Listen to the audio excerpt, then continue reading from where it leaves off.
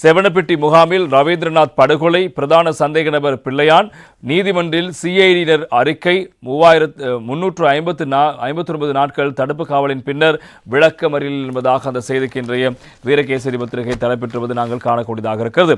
கடத்தில் காணாமலாக்கப்பட்ட கிழக்கு பல்கலைக்கழகத்தின் முன்னாள் உபவேந்தர் சிவசுப்பிரமணியம் ரவீந்திரநாத் கடந்து செல்லப்பட்டு புலனறுவை செவனப்பட்டியில் சட்டவிரோத சித்திரவதை முகாமில் தடுத்து வைக்கப்பட்டு படுகொலை செய்யப்பட்டு எரிக்கப்பட்டுள்ளதாக குற்றப்புலனாய்வு திணைக்களம் கல்கி நீதவான் நீதிமன்றத்துக்கு அறிவித்திருக்கின்றது.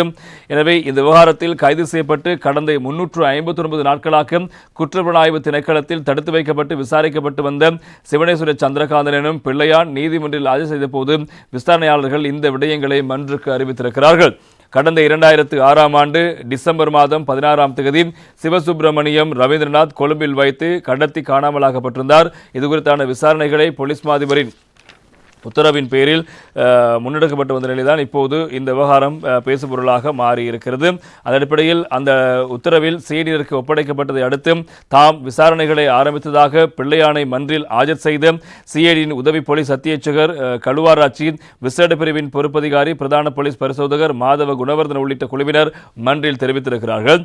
கணம் நீதவான் அவர்களே, இந்த விவகாரத்தில் நாம் 5 சந்தேக நபர்களை கைது செய்திருக்கின்றோம். கடந்த 2025 ஏப்ரல் மாதம் 8ஆம் தேதி கைது செய்யப்பட்ட இந்த சந்தேக நபரை, அதாவது பிள்ளையான் பிரதான சந்தேக நபர், அவரை நாம் 4 தடுப்பு காவல் உத்தரவுகளின் கீழ் இதுவரை தடுப்பு காவலில் வைத்து விசாரித்தோம். அந்த தடுப்பு காவல் உத்தரவுகளை மன்றில் முன்வைக்கின்றோம்.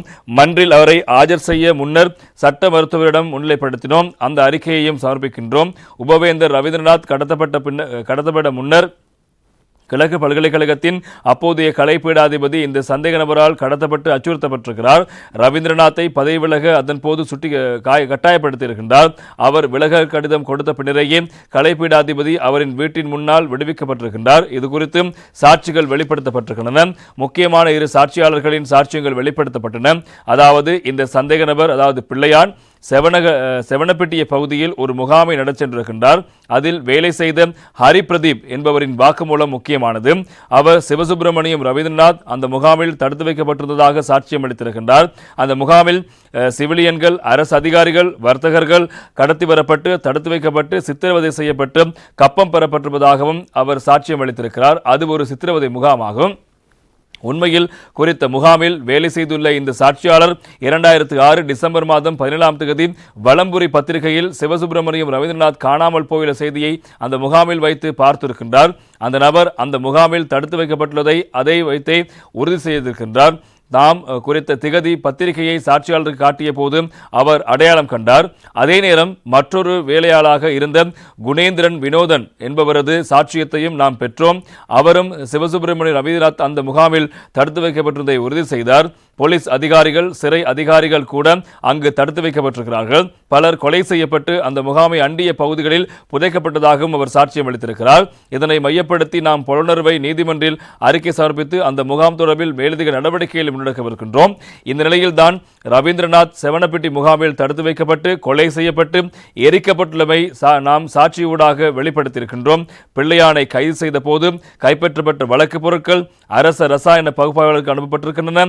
அந்த அறிக்கை கிடைக்கவில்லை. கைப்பற்றப்பட்ட சிம் அட்டைகள் தொடர்பில் அரச உளவு சேவையோடு சேர்ந்து விசாரிக்கின்றோம்.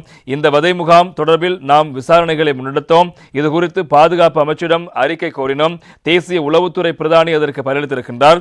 இத்தகைய முகாம் ஒன்றை நடச்செல்ல பிள்ளையானுக்கு எந்த சட்ட அனுமதியும் இருக்கவில்லை என்பதாக நீதிமன்றில் அவர் தெரிவித்திருக்கின்றார். அதே போல இந்த சித்திரவதை உள்ளிட்ட எதனையும் சட்ட ரீதியாக செய்ய அவருக்கு அனுமதிக்கவில்லை. புலிகள் இயக்கத்தில் இருந்து விலகிய சந்தேக நபருக்கு 362 T56 ரக துப்பாக்கிகளும் 9 மில்லிமீட்டர் ரக துப்பாக்கிகள் 36 ஒரு மைக்ரோ கைத்துப்பாக்கியும் வழங்கப்பட்டிருக்கின்றன. அவை இதுவரை மீள கையளிக்கப்படவில்லை. பயங்கரவாத தடை சட்டத்தின் கீழும் தண்டனை சட்ட கோவையின் கீழும் குற்றச்சாட்டுகள் சுமத்தப்பட்டுள்ளன என விசாரணையாளர்கள் மன்றில் தெரிவித்தார்கள். பிள்ளையான் சார்பில் மன்றில் ஆஜரான சட்டத்தரணி உதய கம்மன் பிள்ளை ஆஜராகியிருந்தார். அவர் பயங்கரவாத தடைச்சட்ட குற்றச்சாட்டுகளை எனது சேவை பெறுவதற்கு எதிராக சுமத்த எந்த முகாந்திரமும் இல்லாததால் அவரை விடுவிக்க வேண்டும் என வாதிட்டார். எனினும் கல்கிச நீதவான் பசன் அமரசேன அந்த கோரிக்கையை நிராகரித்திருக்கிறார். சிஐடி பணிப்பாளர் பயங்கரவாத தடைச்சட்டத்தின் 7(1) அத்தியாயத்தின் கீழ் சான்றிதழ் ஒன்றை மன்றுக்கு கையெழுத்த நிலையில் பிள்ளையானை சட்டமாதிபரின் ஆலோசனை பெறும் வரையில் விளக்கமறியலில் வைக்குமாறு நீதிமன்றம் நேற்று தினம் உத்தரவு பிறப்பித்திருக்கிறது. எனவே ரவீந்திரநாத்தனுடைய கொலை வழக்கில் 2 சாட்சியங்கள் முக்கியமான சாட்சியங்களாக இப்போது சிஐடி அதிகாரிகளால் குறிப்பிடப்படுகிறது. எனவே அங்கு பணிபுரிந்த அந்த வதை முகாமில் பணிபுரிந்த 2 வழங்கிய சாட்சியத்தின் பிரகாரம் ரவீந்திரநாத் அங்கு கொண்டு வரப்பட்டிருக்கிறார். கடத்தப்பட்டு கொண்டு வரப்பட்டு அவர் அங்கு சித்திரவதைக்கு உட்படுத்தப்பட்டு எரித்து கொலை செய்யப்பட்டிருக்கிறார் என்பதும் இங்கே கொலை செய்யப்பட்டு எரிக்கப்பட்டிருக்கிறார் என்பதும் இங்கே முக்கியமாக தெரிய வந்திருக்கிறது. எனவே அதில் பிரதான சந்தேக நபர் பிள்ளையான் தான் என்ற விடயங்கள் இப்போது உறுதிப்படுத்தப்பட்டிருக்கிறது. எனவே பிள்ளையானை கைது செய்கின்ற போது அங்கிருந்து பெறப்பட்ட தடய பொருட்களை அடிப்படையாக வைத்து இப்போது அரசு உளவுப்பிரிவு விசாரணைகளை ஆரம்பித்திருக்கிறது. எனவே அந்த விசாரணை நிறைவடையும் வரை இவரை விளக்கமறியலில் வைக்குமாறு நீதிமன்றம் உத்தரவு பிறப்பிக்க வேண்டும் என்று கோரிக்கை முன்வைக்கப்படும். அவர் சார்பாக ஆஜரான உதய கம்மன்பில் அவர்கள் தொடர்ச்சியாக அவர் பயங்கரவாத தடைச்சட்டத்தின் கீழ் தடுத்து வைக்கப்பட முடியாது என்பதான ஒரு கோரிக்கை முன்வைத்த போதும் நீதிமன்றம் அதை நிராகரித்து பிள்ளையானை சட்டமாதிபருடைய ஆலோசனை கிடைக்கும் வரை விளக்கமறியலில் வைக்குமாறு இந்த உத்தரவை பிறப்பித்திருக்கின்ற விவகாரங்கள் பிரதானமான செய்திகளாக இன்று தினம் பத்திரிகையில் இடம்பெடுத்திருப்பதை நாங்கள் காணக்கூடியதாக இருக்கிறது.